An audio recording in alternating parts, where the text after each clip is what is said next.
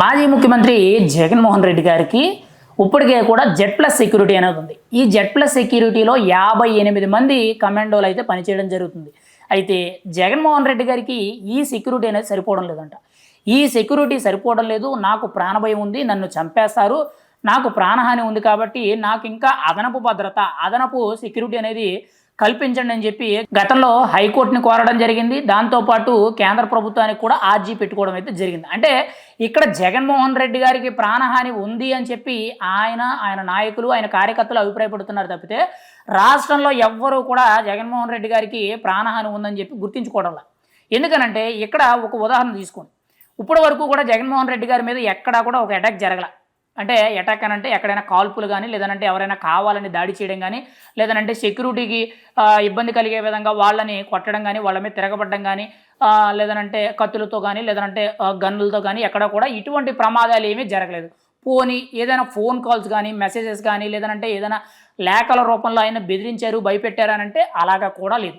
అలా రావడానికి ముఖ్య కారణాలు ఏంటంటే ఈయన గత 5 ఏళ్ళు కూడా ముఖ్యమంత్రిగా ఉన్నారు కాబట్టి, ముఖ్యమంత్రిగా ఉన్నప్పుడు నక్సలైట్లకి, మావోయిస్టులకి ఈయనైనా వ్యతిరేకంగా పనిచేశారంటే, వాళ్ళని లేపేశారనంటే, వాళ్ళని హత్య చేయించారనంటే అప్పుడు ఈయన మీద థ్రెట్టింగ్ కాల్స్ ఇలాంటివన్నీ కూడా వస్తాయి. లేదనంటే ఈయన వన్ సైడ్ స్టాండ్ తీసుకొని ఎవరో ఒకరికి సపోర్ట్ చేస్తూ వాళ్ళని పైకి లేపుతూ ఈ మావోయిస్టులందరినీ కూడా తొక్కడాలు, నక్సలైట్లందరినీ కూడా తొక్కడాలు చేస్తే ఇటువంటివి వస్తాయి. కానీ జగన్మోహన్ రెడ్డి గారు గత 5 ఏళ్ళు కూడా నక్సలైట్లు జోలికి కాదు కదా, కనీసం ఒక్కసారి కూడా వాళ్ళ ప్రస్తావన తీసుకురాలి.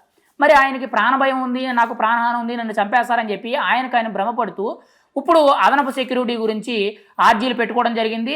ఆల్రెడీ హైకోర్టులో కానీ, కేంద్ర ప్రభుత్వానికి కానీ, ఇటు రాష్ట్ర ప్రభుత్వం తరపు నుంచి ఎంత సెక్యూరిటీ కల్పిస్తున్నారు అనే దాని మీద ఒక వివరణ ఇవ్వడం జరిగింది. యాక్చువల్లీ జెడ్ ప్లస్ సెక్యూరిటీ అనేది 58 మందితో రాష్ట్రంలో 2వ స్థాయి నేతగా ఆయనకి ఇవ్వడం జరుగుతుంది.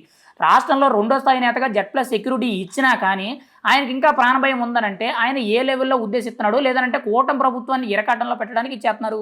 పైగా ఇప్పుడు రీసెంట్గా 40 మంది ప్రైవేట్ సెక్యూరిటీని పెట్టుకున్నారు. ఎందుకనంటే ఆయన దగ్గర డబ్బు ఉంది, అంటే నాకు ప్రభుత్వం అడిగిన సెక్యూరిటీ ఇవ్వట్లేదు, అందుకే నా సొంత డబ్బులతో నేను సెక్యూరిటీని పెట్టుకున్నాను అని చెప్పి ఆయన 40 మంది సెక్యూరిటీని, అంటే మాజీ ఆర్మీలో ఉన్న అధికారులే కానీ, బౌన్సర్ల కింద పనిచేసిన వాళ్ళే కానీ, కొంతమందికి గన్ లైసెన్స్ ఉన్న వాళ్ళని కానీ, ఇలా రకరకాలుగా క్వాలిఫికేషన్ ఉన్న వాళ్ళని ఒక 40 మందిని తీసుకొని ప్రైవేట్ సైన్యంగా నియమించుకున్నారు.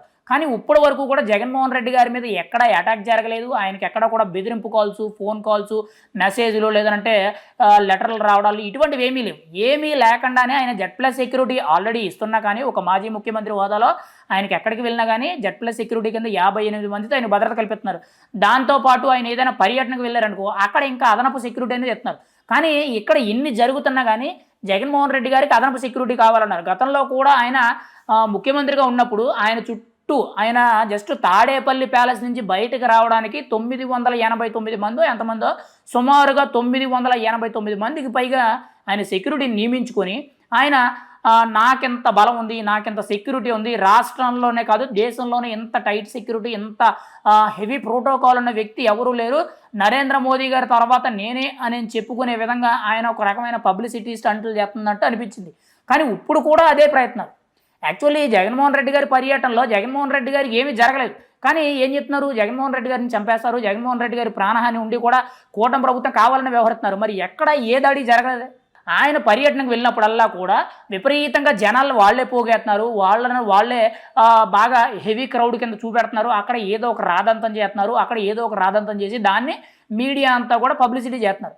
జగన్మోహన్ రెడ్డి గారు ఇప్పటి వరకు వెళ్ళిన ప్రతి పర్యటనలో కూడా ఎక్కడో ఒక చోట ఏదో ఒక ఇబ్బందికరమైన పరిస్థితులు వచ్చాయి, ఏదో ఒక గొడవలు కానీ, ఏదో ఒక కొట్లాటలు కానీ, లేదంటే ఏదో ఒక సంఘటన అనేది జరగడం, దానివల్ల ప్రోటోకాల్ అనేది డిస్టర్బ్ అవ్వడం, ఇవన్నీ కూడా జరుగుతున్నాయి. అసలు జగన్మోహన్ రెడ్డి గారి పరామర్శ అంటే పరామర్శకు వెళ్ళినట్టు, భారీ బహిరంగ సభ అంటే భారీ బహిరంగ సభకి వెళ్ళినట్టు, ర్యాలీ అంటే ర్యాలీకి వెళ్ళినట్టు అలా చేయడం మానేసి ప్రతిదానికి కూడా వేలాది మందిని, వందలాది మందిని పోగొట్టేసి అక్కడ విపరీతమైన జనాన్ని చూపించేసి, ఇదిగో జగన్మోహన్ రెడ్డి గారికి ఎంతమంది జనం వచ్చారు, ఆయనకి 40% ఓట్ బ్యాంక్ ఉంది, ప్రజలు కూటమి ప్రభుత్వం మీద వ్యతిరేక చూపిస్తున్నారు, మళ్ళీ జగన్మోహన్ రెడ్డి గారిని సీఎం కుర్చీ ఎక్కమంటున్నారని చెప్పి పిఆర్ పబ్లిసిటీ అంటారు కదా, ఒక రకంగా ఫేక్ పబ్లిసిటీలు చేసుకునే విధంగా ఉంది.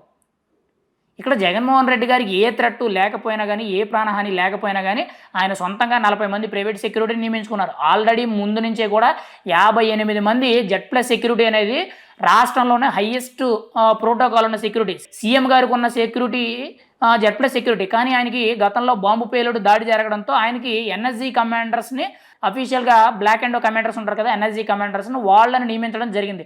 చంద్రబాబు నాయుడు గారి తర్వాత రాష్ట్రంలో హైయెస్ట్ ప్రోటోకాల్ అనేది జగన్మోహన్ రెడ్డి గారికే. ఇంకా పవన్ కళ్యాణ్ గారికి లేదు. ఇంకోవైపు నారా లోకేష్‌కి లేదు. ఒక రకంగా చెప్పాలంటే పవన్ కళ్యాణ్‌కి ఏకంగా ప్రాణహాని ఉందని చెప్పి గతంలో కొన్ని ఫోన్ కాల్స్, కొన్ని మెసేజ్‌లు కూడా వచ్చినాయి. కానీ జగన్మోహన్ రెడ్డి గారికి ఇవేమీ రాకపోయినా గానీ ఆయన ఈ సెక్యూరిటీ లేదని చెప్పి విపరీతంగా పబ్లిసిటీ చేసుకోవడం అయితే జరుగుతుంది. కానీ ఇక్కడ 40 మంది సెక్యూరిటీని వాళ్ళు నియమించుకోవాలంటే కేంద్ర ప్రభుత్వం తరపున వాళ్ళు అనుమతి తెచ్చుకోవాలి. రాష్ట్ర ప్రభుత్వం తరపున డీజీపీ గారి దగ్గర, ఇంకోవైపు హైకోర్టులో కూడా అనుమతి తెచ్చుకున్న తర్వాత మాత్రమే ఇది అవైలబిలిటీ అవ్వుద్ది. ఏదో మేము సొంతంగా సెక్యూరిటీని పెట్టేసుకున్నామనంటే అలా పెట్టుకోవడానికి కుదరదు. రేపొద్దున్న ఏం జరిగినా గానీ ఆ ప్రైవేట్ సెక్యూరిటీ మీద పడద్ది. ఒకవేళ జగన్మోహన్ రెడ్డి మీద ఎవరో దాడి చేసినా గానీ, ఒక రాయి విసిరినా గానీ, లేదంటే ఎవరైనా షూట్ చేసినా గానీ, ఏం జరిగినా గానీ దాని పూర్తి బాధ్యత అప్పుడు రాష్ట్ర ప్రభుత్వానికి సంబంధం లేదు. ఎందుకనంటే ప్రైవేట్ సెక్యూరిటీని పెట్టుకునేటప్పుడు రాష్ట్ర ప్రభుత్వానికి ఇన్వాల్వ్‌మెంట్ ఉండదు. ముఖ్యంగా రాష్ట్ర ప్రభుత్వం మీద ఎటువంటి నిందలేయడానికి కూడా జగన్మోహన్ రెడ్డి గారు పనికిరారు. ముఖ్యంగా ఆయనకి ప్రాణహాని లేకపోయినా సరే పబ్లిసిటీ కోసం ఇప్పుడు ఇంకో 40 మందిని ప్రైవేట్ సెక్యూరిటీని పెట్టుకుంటున్నట్టు కొంత సమాచారం అయితే సోషల్ మీడియాలో గానీ, మీడియాలో గానీ పెద్ద ఎత్తున వార్తలైతే రావడం అయితే జరుగుతుంది.